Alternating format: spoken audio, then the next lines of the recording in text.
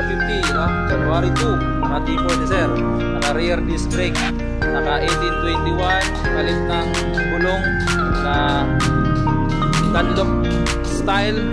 Ayan, ito yung harap. So ayan, sa 150, no? 1821, naka suppress yan. Ito yung gulong natin na 4,000 pares, 1821. Ayan. So yun ang Dunlop style. Ito na yun, SR 150, naka thermal wrap sir. Okay, tapos papalitan pa yung harap, waiting. Ayan, January 2, busy day. Ayan, ito yung pangharap, waiting pangharap para sa pagkabit. D4, no? Ito yung D4 aluminum oval type.